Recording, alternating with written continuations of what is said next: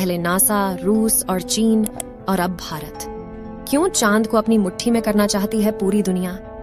और क्या है चंद्रमा से जुड़े वो डार्क सीक्रेट्स जो स्पेस एजेंसियां हमसे छुपा रही हैं? जानेंगे धरती से चांद तक के इस रोमांचक सफर के बारे में। दोस्तों, भारत के चंद्रयान 3 ने का विक्रम लैंडर चांद की सतह पर सॉफ्ट लैंडिंग करेगा।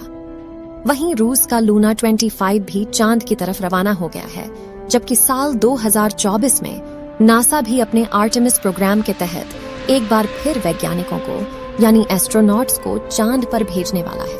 और चीन भी जल्द ही एक और मून मिशन करने वाला है। लेकिन अब सवाल आता है कि इन सभी देशों को चांद पर ऐसा क्या दिख गया जो चारों ओर चांद पर पहले पहुंचने की होड़ मची हुई है? और चांद से जुड़े ऐसे कौन से रहस्य हैं जिनसे से पर्दा उठाते ही हमारा चांद को देखने का नजरिया ही बदल जाएगा? जानेंगे पृथ्वी से चांद तक के इस रोमांचक सफर की कुछ खास बातें। तो जल्दी से अपनी कुर्सी की पेटी बांध लीजिए और पूरा वीडियो जरूर देखिए। दोस्तों, चांद हमारी पृथ्वी से 3,84,400 किलोमीटर दूर है और अगर हम सीधा रास्ता पकड़ते हैं तो इसी के आसपास डिस्टेंस में ही हम चांद की सतह पर पहुंच जाएंगे। जबकि भारत के चंद्रयान 3 के रास्ते से हमें चांद पर पहुंचने में 42 दिन लगेंगे, क्योंकि चंद्रयान 3 ने चंद्रमा की तरफ जाने का अंडाकार रास्ता चुना है, जिसमें वो पहले पृथ्वी के चक्कर लगाकर चांद की ओर एक लंबे रूट से बढ़ेगा और फिर चांद के चक्कर लगाकर लैंडिंग करेगा। हालांकि यह रास्ता काफी किफायती तो है, लेकिन इसमें हमें एस्ट्रोनॉट के लिए बहुत खाना, ऑक्सीजन और पानी की जरूरत पड़ेगी, जिसे स्टोर करने के लिए बड़ा स्पेसक्राफ्ट चाहिए होगा। और इस रास्ते से जाने पर 30 लाख किलोमीटर की दूरी तय करके हम काफी थक भी जाएंगे। इसलिए चलिए हम अमेरिका और रूस वाले सीधे रास्ते से ही चांद की तरफ चलते हैं और इस रास्ते से हमें चांद पर पहुंचने में 4 से 5 दिन लगेंगे। जब स्पेस क्राफ्ट का लैंडर आपको चांद पर उतारेगा तो बाहर आने के लिए आपको सबसे पहले अपना स्पेस सूट पहनना होगा, क्योंकि चांद पर काफी पतला वातावरण है और इसमें ऑक्सीजन मौजूद नहीं है। इसी वजह से सांस लेने के लिए आपको स्पेस सूट के पीछे लगे ऑक्सीजन सिलेंडर का सहारा लेना होगा। स्पेस सूट पहनने के बाद जब आप चांद की सतह पर कदम रखेंगे तो खुद को काफी हल्का महसूस करेंगे। दरअसल चंद्रमा का गुरुत्वाकर्षण पृथ्वी से 6 गुना कम है, इसलिए अगर पृथ्वी पर आपका वजन 60 किलोग्राम है तो चांद पर यह सिर्फ 10 किलोग्राम हो जाएगा। इसी वजह से पहली बार चांद पर कदम रखते ही शुरुआत में आपका बैलेंस बिगड़ेगा और आप चलने के बजाय उछलते हुए नीचे भी गिर सकते हैं। इसलिए चांद की सतह पर संभल कर कदम रखना जरूरी है।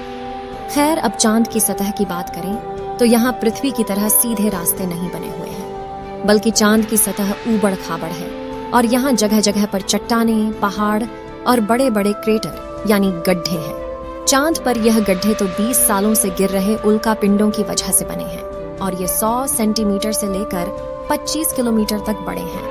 वहीं चांद की मिट्टी यानी कि लूनर सॉइल बिल्कुल ज्वालामुखी से निकलने वाली राख जितनी पतली है और इसका रंग भी पृथ्वी की मिट्टी से ज्यादा डार्क, बिल्कुल सीमेंट की तरह होता है। इस मिट्टी में खुरदरापन न होने की वजह से आप जैसे ही इस पर कदम रखेंगे तो आपके पैरों के निशान बन जाएंगे, जिस वजह से चांद पर सबसे पहले कदम रखने वाले एस्ट्रोनॉट नील आर्मस्ट्रॉन्ग और बज एल्ड्रिन के पैरों के निशान आज भी मौजूद है। अब चांद की खूबसूरत जमीन देखने के बाद साथियों, आप अपनी नजरें जब ऊपर की तरफ करेंगे तो आपको हमारी पृथ्वी भी दिखाई देगी। जैसे पृथ्वी पर चांद का उदय होता है, वैसे ही चांद पर भी पृथ्वी का उदय होता है। बस फर्क इतना है कि पृथ्वी से देखने पर चांद काफी छोटा लगता है और चांद से देखने पर पृथ्वी बहुत बड़ी दिखाई देती है। और यहाँ से धरती की खूबसूरती देखकर आप खुश हो जाओगे। अब अगर आप चांद के उत्तरी ध्रुव पर लैंड करोगे तो आपको अपने आसपास भूतकाल में फैले हुए स्पेस मिशन के स्पेसक्राफ्ट और सैटेलाइट के टुकड़ों के साथ प्लास्टिक बैग में भरा हुआ कूड़ा भी दिखेगा। ये कूड़ा नासा के उन 12 एस्ट्रोनॉट्स ने फेंका है जो चांद पर जा पाए।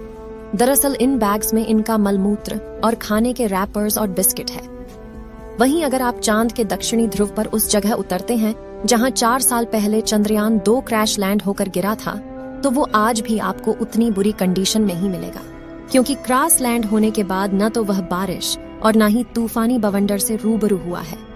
इसलिए अगर आप उसे अपने स्पेस क्राफ्ट में फिट करके पृथ्वी पर वापस ले आए तो उसे ठीक करके वापस भेजा जा सकता है।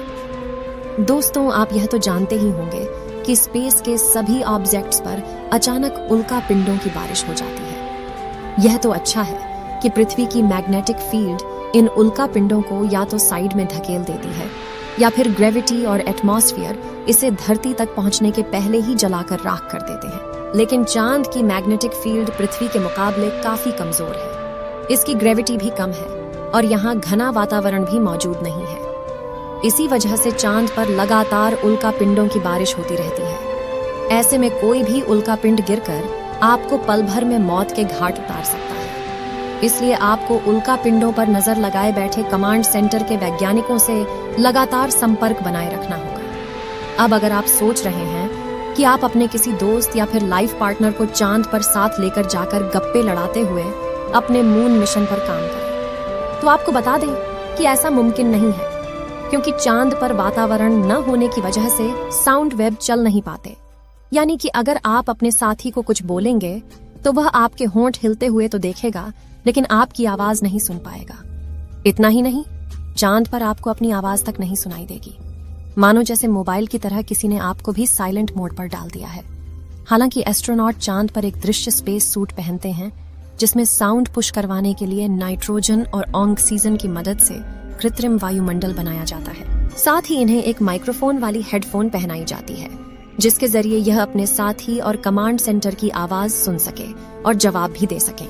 अब दोस्तों, चांद पर अपने काम को पूरा करके जब आप सोने जाएंगे तो सुबह आपको सूरज की रोशनी नींद से नहीं जगाएगी, क्योंकि चांद को अपनी धुरी पर घूमने में 28 दिन लगते हैं, जिस वजह से चंद्रमा पर एक दिन 14 दिन का होता है और 14 दिन की रात होती है। यानी कि वहां का एक दिन पृथ्वी के 28 दिन के बराबर होता है। हम चांद का सिर्फ एक हिस्सा आज तक देख पाए हैं, और अगर आप चांद के पिछले हिस्से के अंधेरे वाले इलाके पर पहुंच गए तो आपके साथ काफी खौफनाक चीजें हो सकती हैं। बता दें कि चांद पर कई सालों से सोच कर रहे कुछ वैज्ञानिकों का यह भी कहना है कि भूतकाल में वहां कोई एलियन सभ्यता बसी थी। चंद्रयान 1 ने चांद की सतह पर वाटर आइस और हाइड्रोप्लस के रूप में पानी की खोज की है, जो इंसानों के जीवन के लिए काफी जरूरी है। इसके अलावा अंतरिक्ष में चांद ही पृथ्वी के सबसे करीब है, इसलिए भविष्य में वहां जाकर बसना हमारे लिए काफी किफायती साबित होगा। वहीं यहाँ पर हम एक और स्टेशन भी बना सकते हैं। इन्हीं कारणों की वजह से सभी स्पेस एजेंसी चांद में सबसे ज्यादा दिलचस्पी दिखाती है। तो दोस्तों, अगर भविष्य में मौका मिले तो क्या आप चांद पर जाकर बसना चाहेंगे? अपनी राय कमेंट में जरूर बताएं। आज के लिए इतना ही। आपकी आखिरी जिम्मेदारी इस वीडियो को लाइक करके शेयर करने की है। इसे ज्यादा से ज्यादा मित्रों तक शेयर करें ताकि उन्हें भी जानकारी मिल सके। और भी ऐसी ही नॉलेजेबल वीडियो के लिए अपने भरोसेमंद चैनल को सब्सक्राइब जरूर करें और बेल आइकन को ऑल पर सिलेक्ट करना बिल्कुल ना भूलें। वीडियो को अंत तक देखने के लिए धन्यवाद।